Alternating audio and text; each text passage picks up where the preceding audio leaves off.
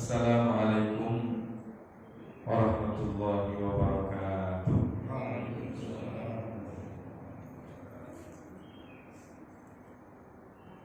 Alhamdulillah, alhamdulillahilladzi anzala ala abdihi kitaba wa lam yaj'al lahu iwaja. Asyhadu an la ilaha illallah wa asyhadu anna Muhammadar Rasulullah.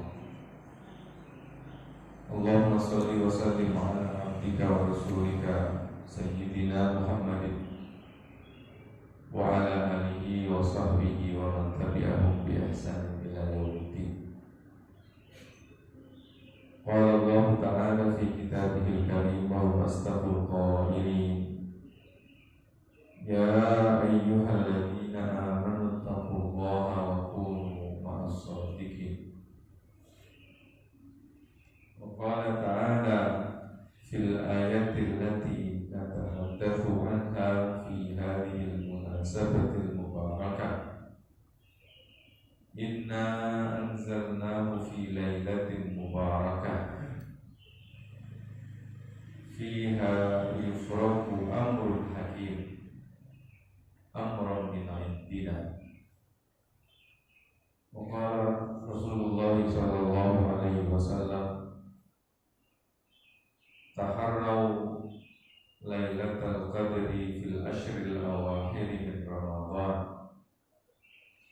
Fi riwayatin ukhra taharraw lailatul qadri fil witri min ashril awakhir min Ramadan.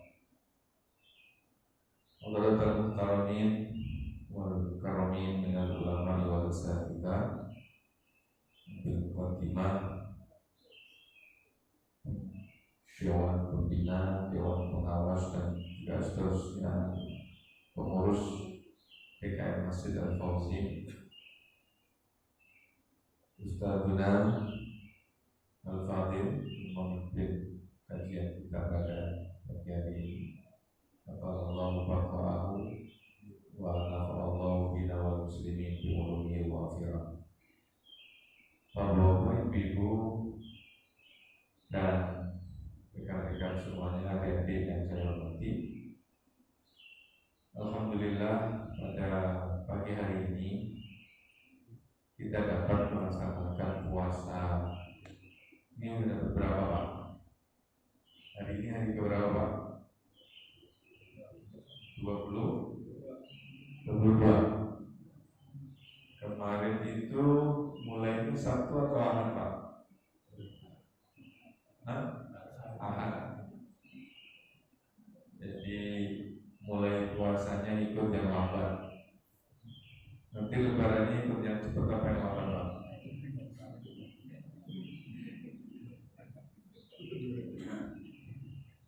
Jadi puasanya ikut mulai yang lambat, kalau lebarannya ikut yang cepat. Masa jamaah Fauzi begitu? Makna baru itu. Bapak-bapak, ibu-ibu yang dirahmati Allah, karena bedanya repot malam ganjilnya Ustaz. Jadi malam ganjilnya kapan? Atau jangan-jangan setiap malam ganjil? Atau jangan-jangan malam genap semua setiap malam? Bapak-bapak, ibu-ibu yang dirahmati Allah,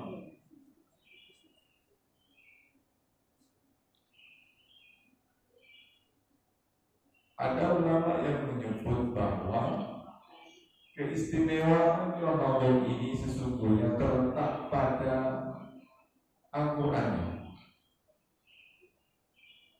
Karena jauh sebelum Al-Quran hadir, itu Ramadan sudah ada. Bulan Ramadan sudah ada. Sehingga yang menyusun nama-nama bulan yang kemudian kita kenal dengan bulan Hijriah itu sesungguhnya adalah orang Arab Quraisy asli. Jauh sebelum Rasulullah lahir, nama-nama bulan itu mereka dah bikin. Mereka sudah punya nama-nama bulan dalam sepanjang musim satu pusingan, satu putaran. Cuma mereka tidak memiliki tahun. Loh, gimana punya bulan nggak punya tahun? Iya, mereka nggak tahu gimana mulai tahunnya.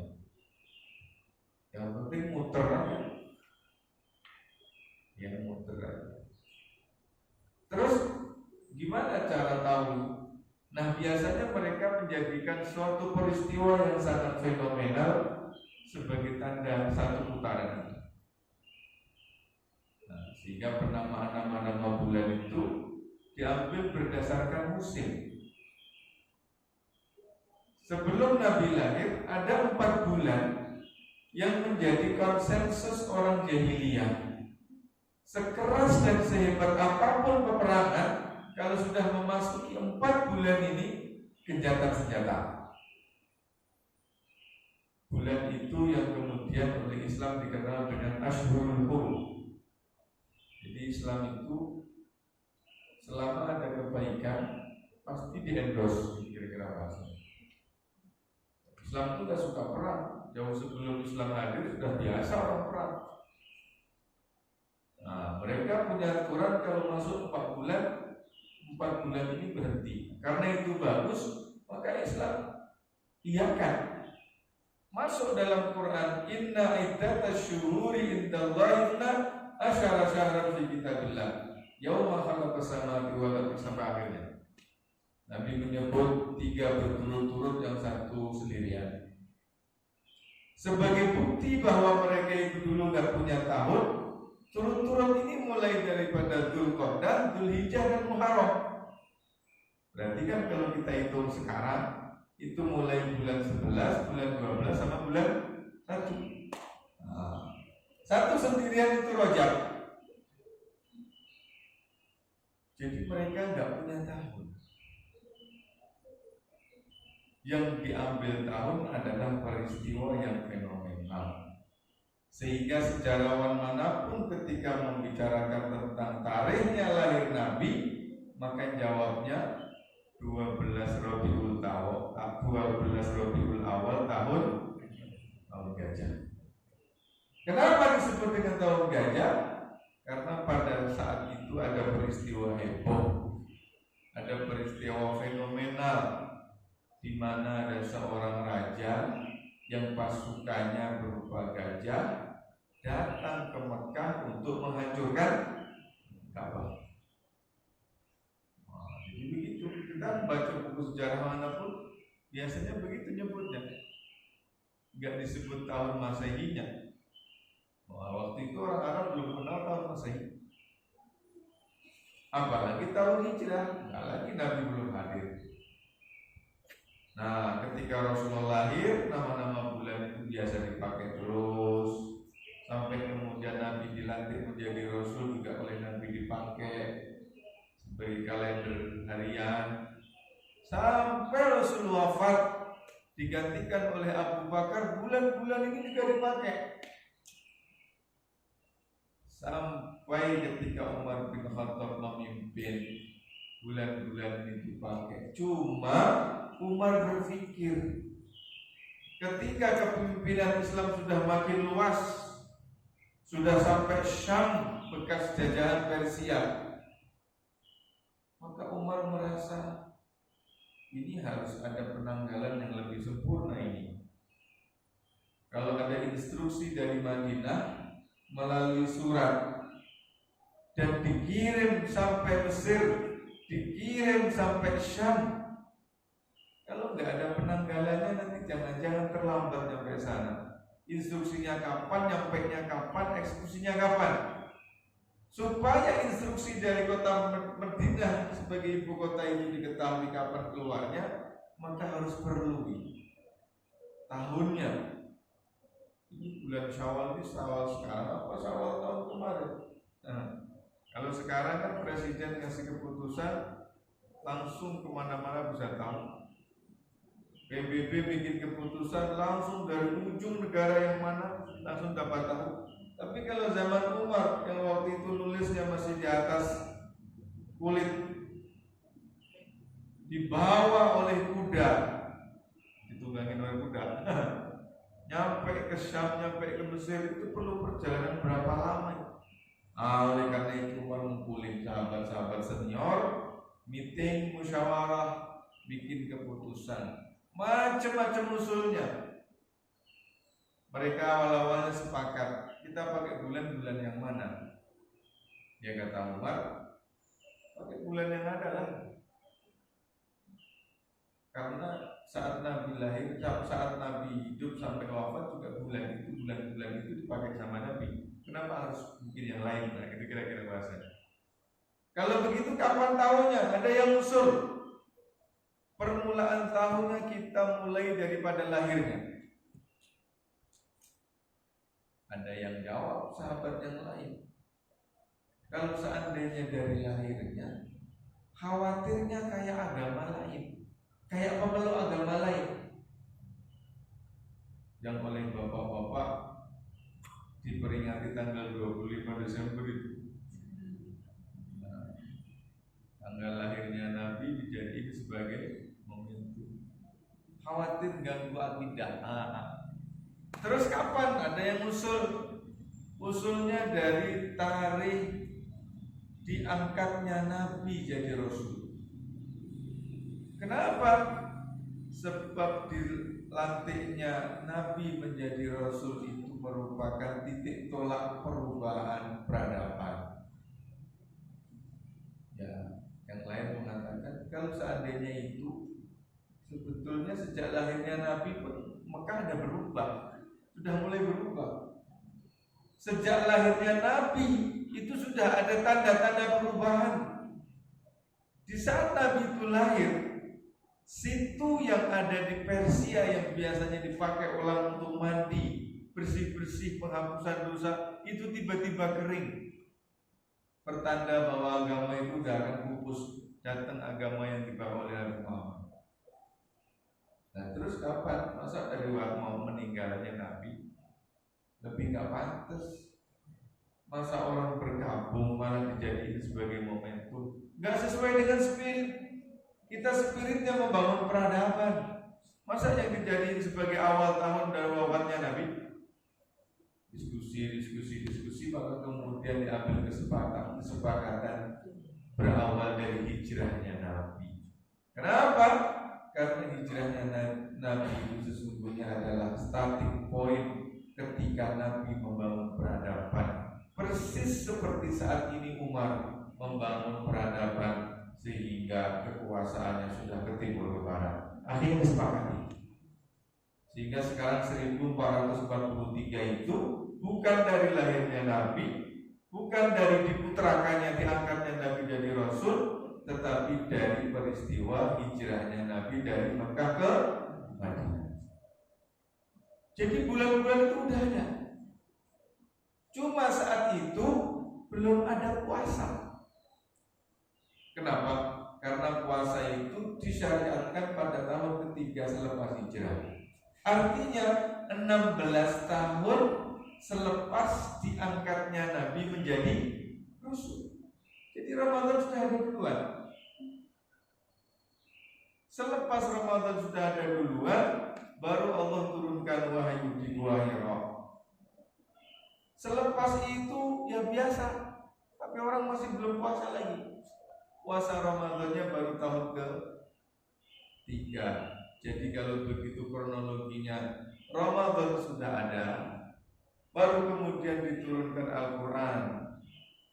Nah, ketika Ramadan menjadi tempat dipilih oleh Allah untuk turunnya Al-Quran itulah, maka status dan levelnya Ramadan naik. Yang sebelumnya menjadi bulan-bulan biasa, sekarang menjadi bulan istimewa. Kenapa? Karena ada sesuatu peristiwa yang istimewa. Dan gara-gara ada peristiwa istimewa itulah maka kemudian Allah syariatkan puasa. Jadi dengan demikian kalau seandainya Al-Quran itu tidak diturunkan di bulan Ramadan, maka bulan Ramadan itu nilainya sama seperti bulan-bulan yang lain. Nah, Bapak-bapak, kemudian kita mengenal namanya nuzulul Quran. Nuzul itu turun. Nuzulul Quran itu turunnya Al-Quran. Famous dan terkenalnya, populernya di seluruh dunia Islam, nuzulul Quran itu kapan, Pak? Hah? Kapan? 17 Ramadan. Betul Bu ya? 17 Ramadan.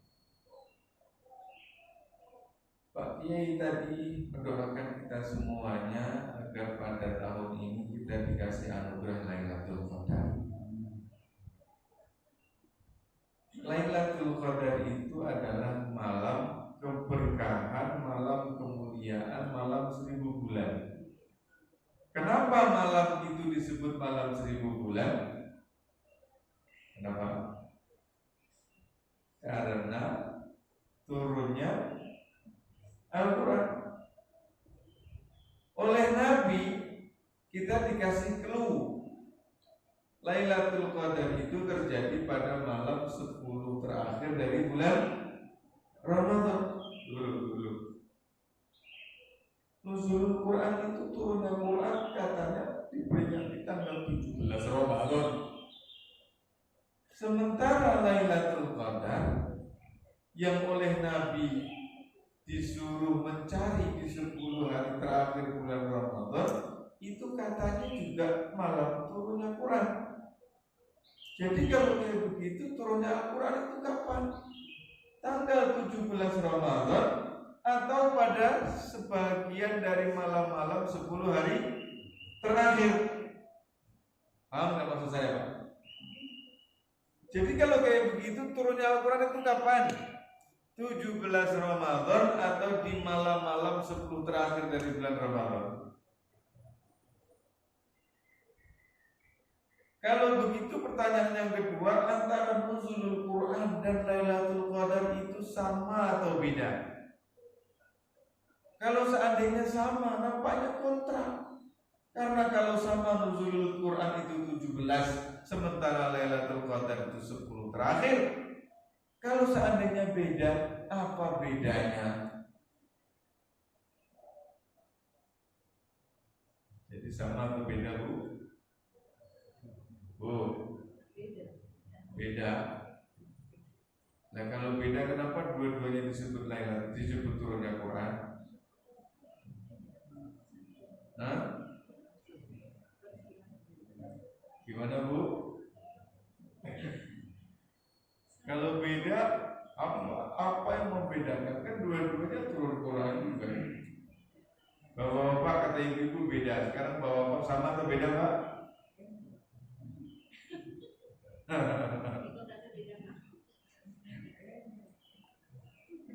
Wallahu a'lam. Oh itu jawaban paling benar memang. Tapi kalau ibu ikut kelas tafsir saya di ujian, ada soal UAS akhir semester, disuruh jawab, jawabannya wallahu a'lam bishawab, kira-kira lulus apa enggak? Memang benar jawaban itu wallahu a'lam bishawab. Tapi kalau 5 soal UAS semester 5-5-nya jawabnya wallahu a'lam bishawab, lulus apa enggak? Oh, ibu yang dirahmati Allah. Para ulama dalam bidang ulumul Quran menyebut Al-Quran turun dan sampai kepada kita, nyampe kepada Nabi Muhammad itu melalui 2 tahap, 2 fase.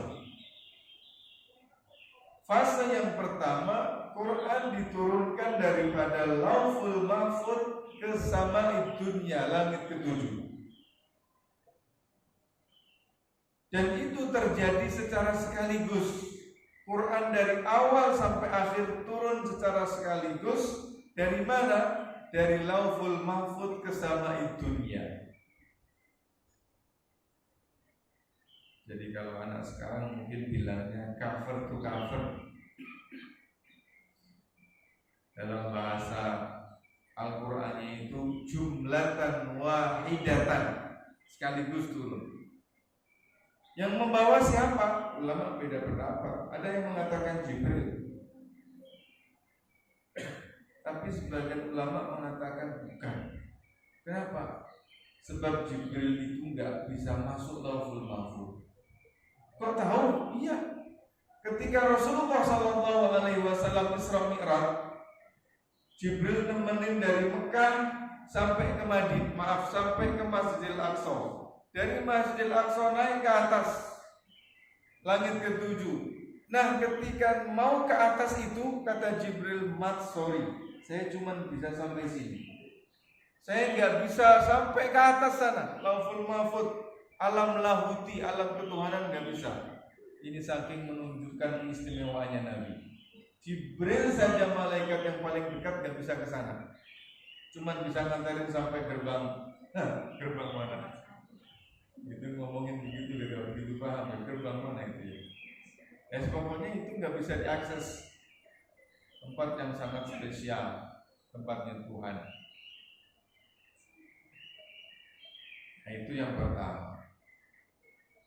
Fase yang kedua, Allah turunkan dari langit ke-7, disampaikan kepada Nabi Muhammad.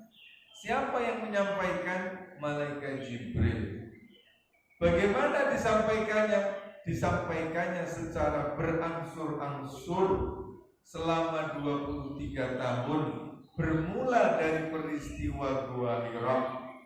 Peristiwa Iqra wahyu pertama itu startingnya, sampai al-yauma akmaltu lakum dinakum, peristiwa Arafah yang selepas itu, tidak lama selepas itu Rasulullah sallallahu alaihi wasallam kembali kepada rahmat Allah Subhanahu wa taala. Jadi bedakan sudah itu. Nah, yang pertama itulah Pak namanya Lailatul Qadar. Gak ada yang tahu kapan itu. Allah cuma bilang inna anzalnahu fi lailati al-qadar. Allah cuma bilang inna anzalnahu fi lailatin mubarakah. Malam itu disebut dengan malam keberkahan karena satu malam nilainya 1000 bulan. Malam itu disebut dengan Lailatul Qadar, mulia. Kenapa? Karena pada malam itu semua takdir yang akan terjadi di atas muka bumi itu ditetapkan. Fiha yufraku amrun hakim. Jadi apa saja yang akan terjadi di atas muka bumi ini ditentukan pada malam itu, persis ketika Al-Quran mau turunkan. Tapi kapannya nggak ada yang tahu. Sampai Nabi pun mengatakan inni uridu lailatul qadar. Sebetulnya saya ini dulu dikasih tahu sama Tuhan kapan Lailatul Qadar. Wa inni unsituha, tetapi saya dibikin lupa. Nabi itu kalau nggak lupa pasti dikasih tahu kita. Nggak ada satupun perkara yang Nabi dapat daripada Tuhan kecuali semuanya udah disampaikan. Saking belas asihnya Nabi sama umatnya, sehingga ketika Nabi gak nyampaikan itu bukan karena Nabi gak mau, tapi lupa. Bukan lupa, tapi dibikin lupa. Memang Allah pengennya begitu. Supaya apa? Supaya umatnya itu betul-betul nyari. Coba kalau dikasih tahu Lailatul Qadar itu tanggal 25. Orang itu dari tanggal 1 sampai tanggal 24 udah ke masjid. Giliran malam 25 meluber masjidnya. Ngapain pada penuh di sini? Mau nyari Lailatul Qadar. Malam 26-nya rame enggak masjid? Enggak ada. Umatnya Nabi begitu modelnya. Tapi Nabi ngasih clue. Taharrau lailatul qadri fil ashril awakhir min Ramadan, cari 10 hari terakhir.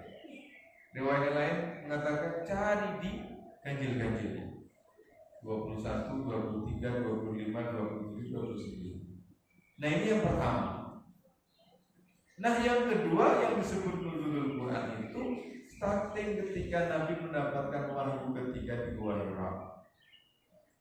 diturunkan secara berangsur-angsur, berperingkat-peringkat sesuai dengan momentum, sesuai dengan peristiwa, sesuai dengan kejadian, sesuai dengan kasus. Ada orang bertanya pengen jawaban, Nabi nunggu jawaban daripada wahyu selama 23 tahun. Nah, oleh karena itu dalam Al-Quran sering ada ungkapan yas'alunaka, yas'alunaka, yas'alunaka. A'udzu billahi minasy syaithanir rajim. Yas'alunaka madza yunfiqun. Qul ma anfaqtum min khairin falil walidaini wal aqrabin wal yatama wal masakin. Yas'alunaka 'anil khamri wal maisir. Qul fihima ithmun kabirun wa manafi'u lin-nas. Yas'alunaka 'anil ahillah. Qul hiya mawaqitu lin-nas. Yas'alunaka 'anil yatama.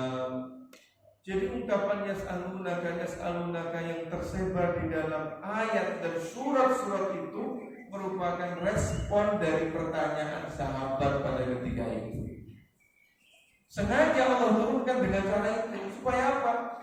Supaya mudah diamali. Makanya orang Quraisy dahulu protes. Kenapa Al-Quran itu nyampe ke Muhammad kok berperingkat-peringkat berangsur-angsur, tidak kayak Taurat sama Injil dulu? Kalau Taurat sama Injil dahulu itu dikasihkan kepada nabinya secara sekaligus, tapi kalau Al-Quran 23 tahun. Makanya Allah menyebut tentang protesnya orang Quraisy ini, wa qala alladziina kafaru laula unzila alaihi al-Qur'an jumlatan wahidah. Orang kafir bertanya, kenapa Al-Quran tidak diturunkan kepada Nabi secara sekaligus? Kadzalika linutsabbita bihi fu'adak. Demikian aku putuskan, kata Allah, aku turunkan secara berangsur. Supaya apa? Supaya membuat dada dan keimanan kamu menjadi kokoh. Itu kata orang Quraisy. Sehingga Al-Quran ini buat. Di awal surah Al-Imran Allah kasih keterangan terkait dengan perbedaan antara Lailatul Qadar dengan nuzulul Quran. A'udzu billahi minasy syaithanir rajim. Nazzala 'alaikal Qur'ana bil haqq musaddiqan lima baina yadayhi wa anzala at-taurata wal injil. Sesungguhnya aku turunkan Al-Quran itu secara berangsur-angsur sebagai pembenar wahyu dan kitab yang dulu tidak pernah turun. Dan aku turunkan kitab Taurat dan Injil itu secara sekaligus. Sehingga di dalam Al-Quran kalau ada ungkapan anzala, itu merujuk kepada proses turunnya Al-Quran secara sekaligus. Tetapi kalau menggunakan kata nazzala, itu menunjukkan proses turunnya Al-Quran secara berangsur-angsur. Detail begitu Allah itu. Nazzala 'alaika bil haqq. Aku turunkan Al-Quran secara berangsur-angsur itu dengan benar. Wa bil haqqi anzalnahu wa bil haqqi nazal. Maaf ya. Wa bil haqqi anzalnahu. Kami turunkan Al-Quran itu dengan sekaligus secara benar, dan kami turunkan secara berangsur-angsur juga secara benar. Detail Allah membedakan. Bapak Ibu, orang Quraisy waktu itu memandang arak itu sudah mendarah daging, seperti bapak-bapak minum kopi. Jadi kalau sekarang ibu-ibu kalau pagi di luar Ramadan itu nyiapin kopi buat bapak-bapaknya, orang Quraisy dulu pagi-pagi disuguhin arak. Sudah saking mendarah dagingnya, minum arak itu nggak mabuk. Nggak kayak preman kampung, baru minum sedikit aja udah keluyuran pengen ngebelengin orang. Itu tanda preman berat. Sekarang orang Quraisy yang sudah mendarah daging dengan khamr, tiba-tiba misalkan Quran itu ngaramin secara sekaligus, kira-kira bisa nggak nih khamr itu ditinggalin? Berat. Nah, oleh karena itu proses pengharaman khamr itu turun wahyu selama 3 periode, selama 3 momentum, 3 peringkat. Oleh karena itu memegang hidayah itu memang harus berproses, Pak. Kita punya banyak cerita, banyak orang yang hijrah, alhamdulillah dapat hidayah. Tapi ternyata kebetulan misalkan dapat guru yang tidak bijak. Dosis untuk sang guru dikasihkan dosis untuk orang yang baru hijrah. Kira-kira ngel apa berat? Nah, kalau gurunya dosisnya tinggi ya udah wajar, orang dia udah pengalaman spiritualnya udah lama panjang. Lah kalau yang baru hijrah dikasih dosis seperti dirinya, kalau nggak kuat itu kembali kepada jahiliyahnya lebih parah daripada sebelum dia hijrah. Dan ini sudah banyak ceritanya. Saya tahun 2017 itu dapat undangan haji dari Raja Saudi. Salah satu di antara rombongan itu artis, dikasih hadiah gara-gara artis hijrah, gara-gara hijrah jadi ikon gitu. Kita masih ada dalam satu grup, tapi nggak lama selepas itu ternyata dia hijrah balik. Teman-teman ngobrolin, ternyata kemungkinan besar karena dosisnya terlalu tinggi, sementara mental dan hatinya belum siap. Semangatnya boleh, tapi kalau hatinya nggak siap kan ngelawan, nolak, sehingga mentalnya lebih jauh.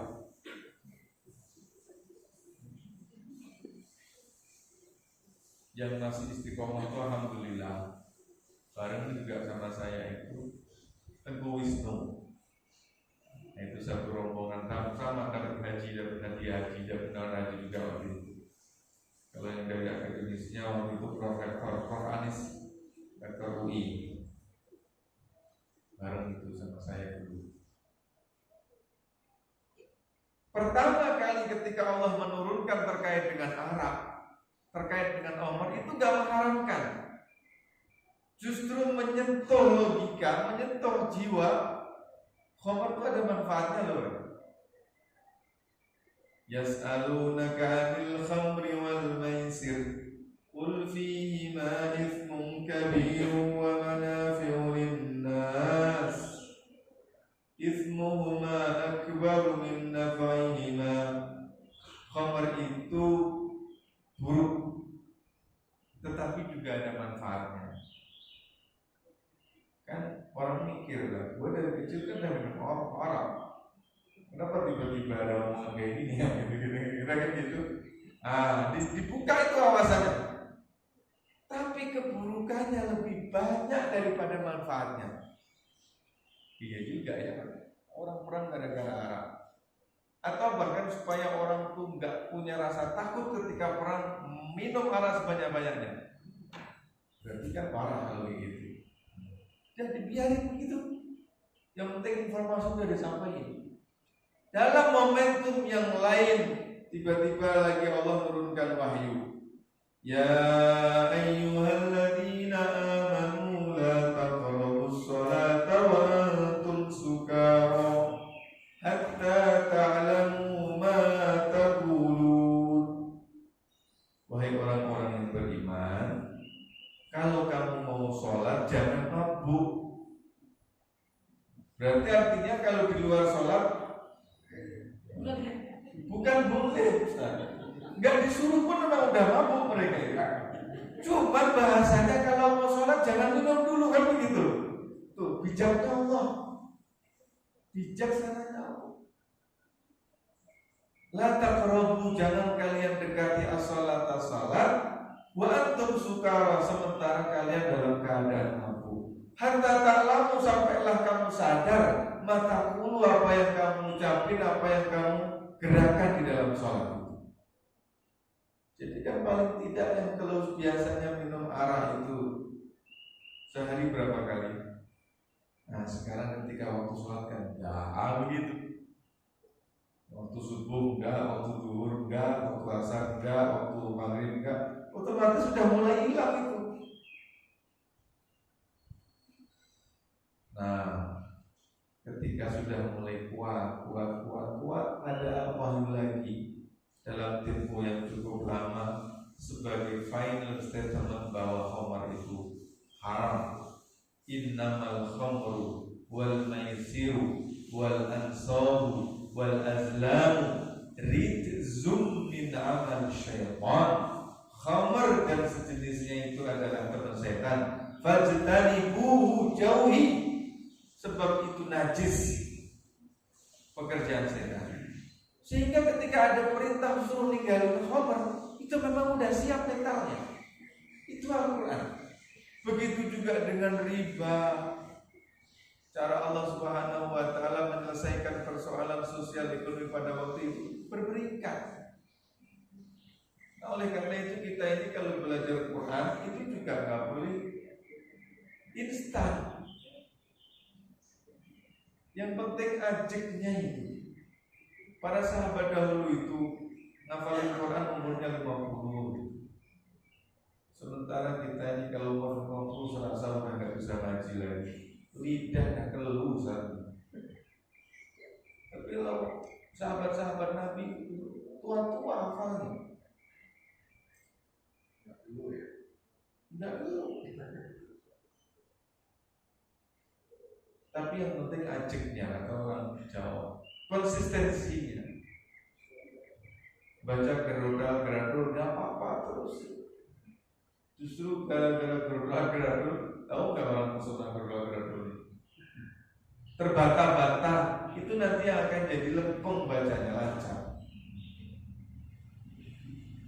Jangan terlalu euforia. Kadang-kadang ini ada orang anak hafiz 9 tahun sudah hafal Quran, suaranya bagus, disuruh imamin. Padahal dia itu belum balik, sholat aja belum bisa kalau udah disuruh jadi imam. Betul nggak Pak? Kalau saya salah mau diluruskan pakai ini nggak pas kayak gini. Tentu kita bersyukur kalau anak-anak kita ini hafal Quran. Nanti akan jadi syafaat bagi orang tua dan 70 orang di sekitarnya. Tapi kalau kemudian disuruh jadi imam, DKM-nya juga ini dengan fikih, anak belum balik. Nah, yang penting itu jangan konsistensinya. Nah, itu nuzulul Quran. Sementara Lailatul Qadar, surah Al-Qadar itu diawali dengan turunnya Quran. Informasi mengenai Al-Quran, inna anzalnahu fi lailatul qadar, dan diakhiri dengan salamun hiya hatta matla'il fajr. Awalnya Al-Quran, terakhirnya kesentausaan. Salamun kesentausaan. Hiya pada malam Lailatul Qadar itu hatta matla'il fajr, sampai fajar datang menyingsing. Jadi seolah-olah Allah ingin ngasih pesan, siapapun yang memulai dengan Al-Quran maka dia akan mengakhiri dengan kesentausaan. Persis seperti susunan Al-Qadar. Inna anzalnahu fi lailatul qadar, awalnya dan akhirnya salamun hiya hatta matla'il fajr. Oke, itu poin pertama terkait dengan Lailatul Qadar. Spirit kehidupannya, apapun yang akan kita lakukan, kita mulakan dengan Al-Quran. Nanti insya Allah pengakhirannya akan mendapat kesentausaan. Yang kedua, kira-kira Lailatul Qadar itu terjadinya kapan? Nabi menyebutnya 10 hari terakhir. Nabi menyebutnya malam-malam ganjil. Malam-malam 2 ganjil itu 21, 23, 25, 27, 29, 5. Kalau seandainya diperas lagi dari 5 hari itu, kira-kira tanggal berapa? Malam keberapa? Jadi sebetulnya para ulama itu meskipun memiliki analisa kapan terjadinya Lailatul Qadar, itu nggak bisa memastikan. Bahkan ada ulama yang mengatakan Lailatul Qadar itu sangat mungkin terjadi di awal-awal juga, cuman nggak ada yang tahu. Sehingga kalau diperes 10 hari terakhir, kalau diperes malam-malam ganjil, kalau seandainya diperes lagi, kira-kira malam keberapa Pak? Oke, tahun ini kira-kira malam berapa? Lebih malam. Ini pendekatan ini Pak ya, lamsat bayangnya, pendekatan linguistik. Malam 27. Alasannya apa Ustaz? Wah, baru dimulai udah syur. Insya Allah 10 menit lagi beres Pak ya. Di jam saya 5.50. Itu 55, berarti 5 menit. Nggak bergerak. Itu gara-gara terus malam. Alasannya yang pertama, Lailatul Qadri itu hurufnya ada 9. Lam, ya, lam, ta, alif, lam, qaf, dal, ra. 9. Perkataan Lailatul Qadar dalam surah Al-Qadar ini diulang sebanyak 3 kali. Inna anzalnahu fi lailati al-qadar. Wa ma adraka ma lailatul qadar. Lailatul Qadri khairun min alfi syahr. Tanazzalul malaikatu waruhu fiha bi rabbihim min kulli amrin salamun hiya hatta malam. Udah enggak ada lagi. Jadi diulang sebanyak 3. Hurufnya 9 diulang sebanyak 3. 9 kali 3 sama dengan ini Pak Ketua DKM suka ini. Kalau orang Jawa suka kata-kata ini ya. Tapi ini ilmu saya dapat bukan dari Jawa Pak, tapi dari Syria. Dari Syria saya dapat ilmu. Ya terserah, ini kan namanya menganalisa Quran. Kan tidak mungkin Al-Quran itu kebetulan. Titiknya itu ada manfaatnya. Apalagi letak-letaknya gitu ada manfaatnya semua. Kalau di dalam Al-Quran yang kayak begini namanya lamsat bayaniyah. Lamsat bayaniyah. Itu alasan pertama. Alasan kedua, perkataan di dalam surah Al-Qadar itu jumlahnya 30. Persis seperti bilangan bulan. Inna anzalnahu fi lailati al-qadr wa ma adraka ma lailatul qadr. Lailatul qadri khairun min alfi syahr. Tanazzalu al-malaikatu waruhu fiha bi'izni rabbihim min kulli amr. Salamun hiya hatta matla'i al-fajr. Berapa? 30. Persis seperti bilangan hari di dalam satu bulan. Urutan yang ke-30 itu fajr, artinya pagi. Urutan kata yang ke-29 itu matlak. Matlak itu tempat terbit pagi. Urutan yang ke-28 hatta, artinya sehingga. Urutan yang ke-27 hiya. Hiya itu dhamir kata ganti untuk dia yang merujuk kepada gender female alias muannas. Hiya itu artinya dia. Yang ke-26 salamun kesentausaan. Hiya. Apa itu hiya? Dia. Dia apa itu? Merujuk kemana? Ke malam. Malam apa itu? Malam Lailatul Qadar. Jadi urutan kata yang ke-27 yang disebut dengan hiya itu artinya merujuk pada Lailatul Qadar. Seolah-olah Allah ingin ngasih pesan bahwa malam Lailatul Qadar itu malam ke-27, persis seperti urutan perkataan di dalam surah Al-Qadar, urutan ke-27. Cocok gak? Yang ketiga, alasan empirikal. Dari sepanjang malam selama bulan Ramadan, silakan dicek setiap tahun melalui YouTube. Yang paling ramai sholat tarawih dan qiyamul lailnya di Masjid Nabawi sama di Masjidil Haram itu malam berapa? 27. Ya, sekarang percaya nggak percaya silakan. Wallahu a'lam sawab. Harus begitu. Kalau nggak Allah bahaya. Jadi namanya orang menganalisa tapi nggak tahu bisa pastinya, nggak bisa memastikan. Nah itu yang kedua. Poin yang terakhir, amalan apa yang terbaik dilakukan pada malam Lailatul Qadar? Amalan yang terbaik itu adalah sujud dan takarrub.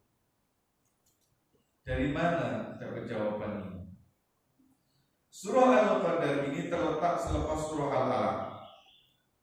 Surah Al-Alaq itu awalnya Iqra, diakhiri dengan kalla la tuti'hu wasjud waqtarib. Muhammad, jangan kamu pedulikan orang Quraisy itu. Fokus sujud, fokus takarrub.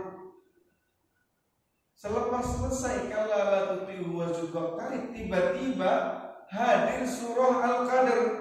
Ayat pertamanya berbunyi inna anzalnahu fi lailatul qadar. Apa judulnya? Allah meminta kepada Nabi itu untuk sujud dan untuk takarrub. Sementara selepas itu tiba-tiba aku turunkan Al-Quran pada malam Lailatul Qadar.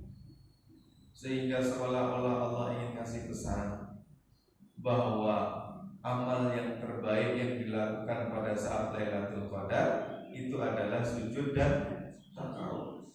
Apa asalnya Allah nyuruh sujud? Apa asalnya Allah kok nyuruh takarrub? Ternyata jawabannya karena pada malam itu Allah turunkan Al-Quran. Inna anzalnahu fi lailatul qadar. Jadi seolah-olah Allah ingin bilang tidak ada amalan yang terbaik pada saat Lailatul Qadar kecuali sujud dan takarrub. Sujud itu maksudnya sholat, Pak.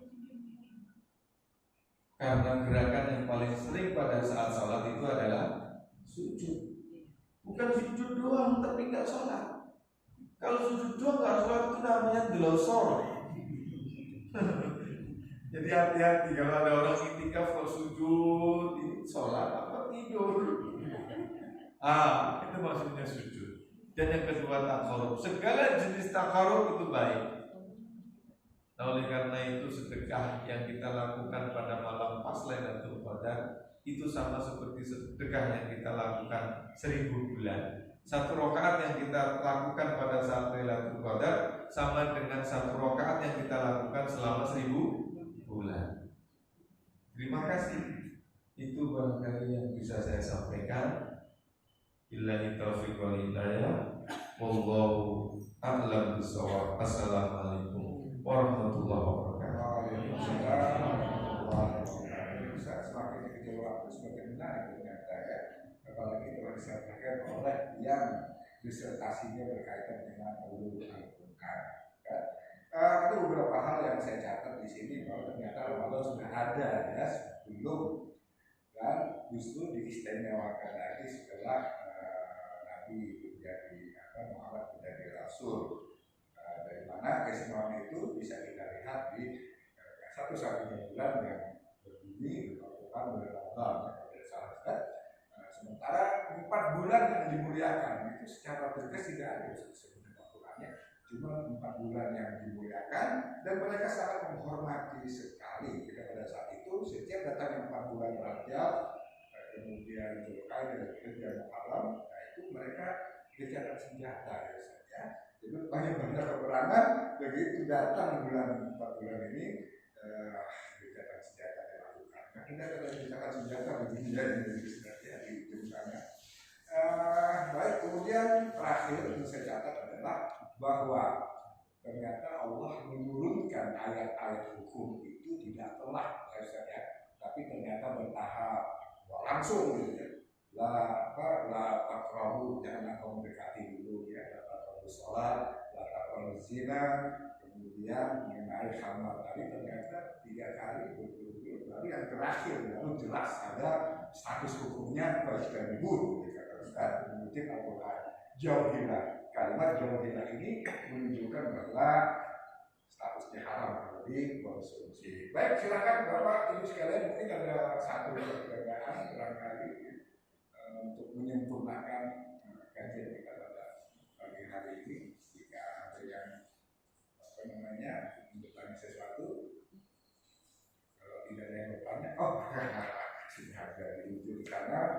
Dewa, silakan Pak atau maju ke depan.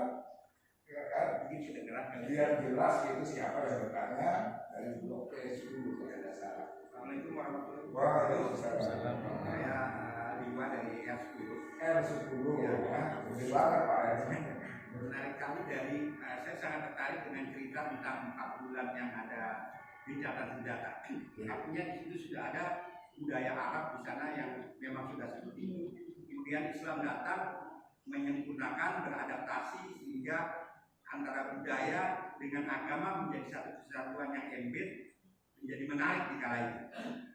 Nah, saya melihat Indonesia kaya sekali dengan kearifan lokal ya. Jawa, budaya, hanya terus Minangkabau, kebetulan saya dari keluarga Jawa dan Minangkabau, saya melihat kedua etnis itu budayanya sangat, kearifan lokalnya sangat baik gitu. Nah, bagaimana Indonesia itu mengadaptasikan agama Islam sehingga menjadi sejuk dan indah buat kita semua gitu ya. Apalagi dikaitkan dengan umumnya ayat-ayat yang secara bertahap, tidak terlalu frontal gitu. Yang tadi pertanyaannya, kalau boleh apa Ustaz punya akun YouTube biar kami bisa nonton. Itu saja. Walaupun muafiq ila aqwamit thoriq. Wassalamualaikum warahmatullahi wabarakatuh. Status ya. Baik, langsung Ustaz, kearifan lokal. Ternyata memang kearifan lokal yang pernah dilakukan oleh kaum Quraisy, apa itu hasil jangkitan dari sana. Ya baik, terima kasih Pak Haji atas pertanyaannya. Kalau di dalam tradisi usul fikih itu ada kaidah namanya al-urf muhakkam. Tradisi itu bisa menjadi legal dalam Islam selama tradisi itu tidak bertentangan dengan prinsip-prinsip keagamaan. Nah, saya memandang apa yang disampaikan Pak Haji tadi itu selama kearifan lokal yang ada itu tidak bertentangan dengan prinsip ketauhidan, tidak bertentangan dengan pokok-pokok ajaran, maka Islam mengakomodir itu. Ya. Ketika kita bicara misalkan tentang Islamisasi di Baba Jawa misalnya, itu sangat terlihat bagaimana para penyebar agama Islam terdahulu itu memegang betul prinsip ini. Jadi tidak serta-merta budaya yang ada di lokal itu kemudian diperangi. Misalkan dulu ketika kecil itu kalau di kampung ada namanya langgar, kalau di Minangkabau namanya surauga. Langgar atau musola di kampung itu kan apa namanya panggung, sehingga kalau kita jalan kan di atasnya belum seperti keramik, kan masih pakai kayu papan. Sehingga kalau kita jalan kan bunyi klip-klip-klip gitu. Nah ternyata itu dulu sebelum Islam itu hadir, memang orang dinamisme animisme itu terbiasa memiliki tempat-tempat untuk itu. Nah ketika para penyebar datang melihat situasi seperti itu, maka dibikin alternatif. Maka kalau di Jawa itu kenduri dengan segala jenis macamnya, itu tentu sangat terkait dengan budaya yang ada jauh sebelum Islam hadir. Nah, selama tradisi-tradisi itu tidak bertentangan dengan Islam, nggak apa-apa. Kalau seandainya ada yang bertentangan, bisa nggak itu diambil? Ya, kalau orang kenduri zaman dahulu orang tua kamu suka makan, kumpul-kumpul makan. Nah, sekarang ketika Islam masuk, kemudian makan-makannya masih ada, kumpul-kumpulnya masih ada, tetapi mungkin ritual yang dahulu dilakukan oleh orang animisme dibuang, diganti dengan baca Quran gitu. Nah itu saya sepakat, oleh karena itu termasuk misalkan kayak apa itu namanya beduk gitu ya, itu kan juga bentuk daripada itu. Dan selama tidak masuk ke dalam mengganggu substansi pelaksanaan ibadah, memang diterima. Jadi saya rasa hebat para ulama kita dahulu itu bisa menyulap masyarakat yang sebelumnya animisme, dinamisme, Buddha dan Hindu kemudian tidak dengan cara kekerasan kemudian bisa membawa kepada Islam. Itu kalau tidak dengan cara kebijaksanaan dan kebertahapan nggak mungkin. Nah, saya rasa itu cukup untuk bukti bahwa sesungguhnya Islam itu demikian. Kalau seandainya misalkan dulu di Arab Islam tersebar dengan peperangan, memang yang paling bijak itu. Kalau nggak melawan dengan peperangan, dia diperangi juga, ditumbas juga. Nah, oleh karena itu tentu tidak bisa dibenturkan. Islam kita nggak kayak Islam Arab, nggak gitu juga. Ya, orang Indonesia ini kan damai juga belakangan. Sebelumnya kan antara ketika zaman Singosari, Gajah Mada, Mojokerto itu kan juga perang terus gitu. Ya, jadi kalau misalkan dulu Islam tersebar di tanah Jazirah Arabia dengan peperangan, memang Nabi melihat bijaknya dengan cara itu. Kalau nggak sampai sini, udah ditembus duluan gitu kira-kira ya. Nah, udah ditembus duluan nggak sampai sini. Toh juga yang nyebarin di sini juga orang-orang sana juga kan. Jadi orang sana ketika melihat orang Nusantara ini lembut-lembut, yang ngapain juga harus pakai keras-kerasan. Dan buktinya bisa dengan cara ini. Saya ini termasuk konservatif Pak, medsos saya itu nggak jalan. Jadi saya nggak punya YouTube. Kalau ada nama saya ya kayak begini mungkin ada masjid yang ngambil kemudian dimasukkan di channel mereka, sehingga kalau masuk YouTube ada nama saya ya itu. Tapi saya secara pribadi nggak punya tim untuk itu. Nggak tahu belum terpikir atau belum jadi prioritas. Baik, terima kasih. Mohon doanya. Terima kasih Ustaz. Jadi secara tradisi atau adat sepanjang tidak mengganggu ya monggo ya, kira begitu dibolehkan. Jadi kalau menurut NU nih Ustaz, segala sesuatu itu boleh ya sepanjang tidak ada dalil yang menghalalkan. Sebaliknya, segala tidak dari Muhammadiyah, segala sesuatu itu tidak boleh kecuali ada dalil yang membolehkan. Dia juga sebenarnya ada perbedaan kata-kata. Ya Pak, lanjut ya. Tadi kan sudah disebut menentukan janji itu kan berbeda. Jangan antar negara, sama Indonesia aja sudah berbeda. Nah sekarang apakah kalau menentukan hari itu setiap ada besok kita janji besok bagaimana? Jadi pikiran jadinya. Bahkan direnungi. Iya. Saya menyebut dari awal itu sudah wallahu a'lam.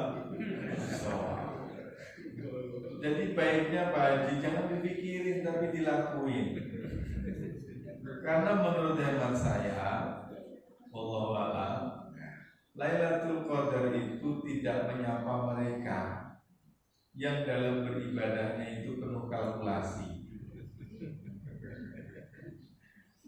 tetapi akan menyapa mereka yang beribadahnya fokus pada keridhaan Ilahi. Kalau kita ini sejak dari awal itu steady, ready, udah pusing lagi, dapat atau nggak dapat. Setiap malam saya hidup, setiap malam saya sholat, setiap malam saya munajat, jadi nggak pusing kan? Tapi sebenarnya tidak salah juga kan. Enggak salah. Berpikir 1 jam itu lebih bagus daripada. Tapi ada persoalan yang tidak selesai dipikir. Karena jangkauan kita ini ada ada limit, ada limitasinya. Ya. Nah, oleh karena itu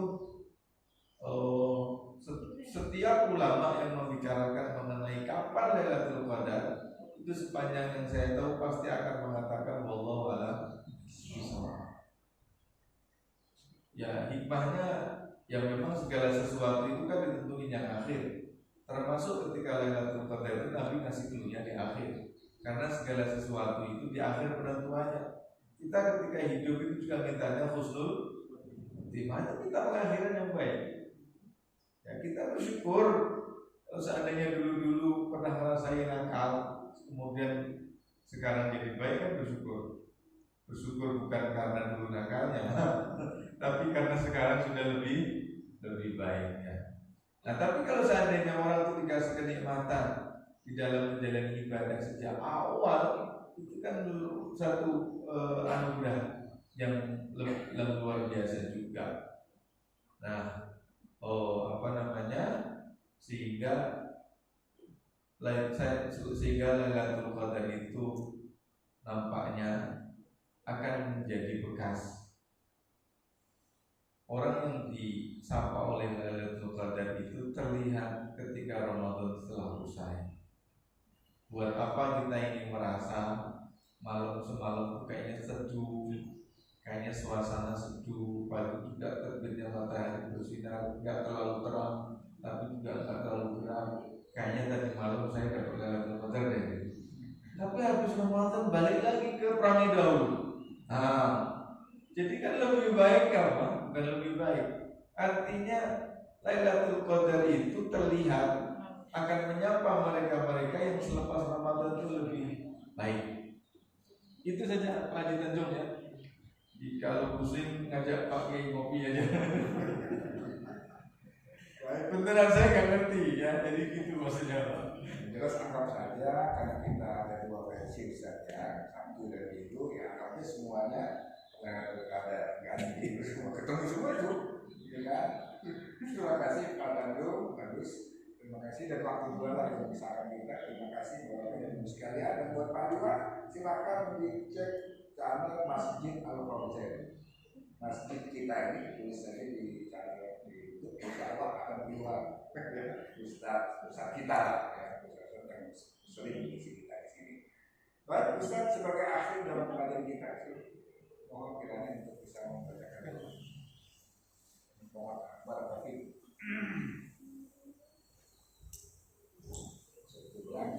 Orang kalau muda disuruh doa itu nggak makbul sebetulnya. Nah, yang muda itu masih punya obsesi macam-macam. Pak Kiai ini kan sudah.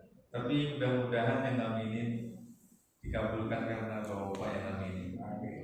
Bismillahirrahmanirrahim. Alhamdulillahirabbil alamin wassalatu wassalamu ala asyrofil anbiya'i wal mursalin wa ala alihi wa sahbihi ajma'in. Wa sadatina Abi Bakr wa Umar wa Utsman wa Ali wa al-sahabati wa al-tabi'in wa tabi'ihim bi ihsanin ila yaumiddin.